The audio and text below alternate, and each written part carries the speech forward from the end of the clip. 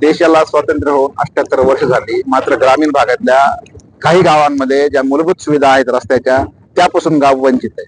पाटोदा तालुक्यातील वाघिरा ग्रामपंचायत अंतर्गत मेंगळेवाडी गाव जे आहे साधारणतः 800 ते 900 लोकसंख्येचं गाव आहे. या गावाला पहिल्यापासून अद्याप डांबरी रस्ता नाहीये, त्यामुळे एसटी या गावापर्यंत पोहोचू शकत नाही. दुसरीकडे जर पाहिलं तर या रस्त्याला जाताना तलावाशेजारी जो पाय रस्ता वाटत जो आहे, पावसाळ्यामध्ये या ठिकाणी पाणी साचल्यामुळे या लोकांना दवाखान्यासाठी असेल, दूध दुभता असेल, भाजीपाला असेल, खत बियाणे असेल किंवा लिंबागणीचा बाजारपेठ असेल किंवा शालेय विद्यार्थ्यांचं शिक्षण असेल त्या ठिकाणी अडचणी येतात. मुलांना पावसाळ्यामध्ये बरेच वेळा 8-8, 10-10 दिवस सुट्टी घ्यावी लागते. या ग्रामस्थांनी लोकप्रतिनिधी असतील किंवा अधिकारी यांना वारंवार निवेदन दिलेले आहे. 2020 मध्ये या ठिकाणी जलसमाधी आंदोलन सुद्धा केलं होतं, मात्र या ठिकाणी निधी मंजूर झाला आहे, परंतु अद्याप या ठिकाणी रस्ता झालेला नाही. या ग्रामस्थांची अशी मागणी, कमीत कमी आम्हाला रस्ता तरी द्यावा अशी यांची प्रमुख मागणी.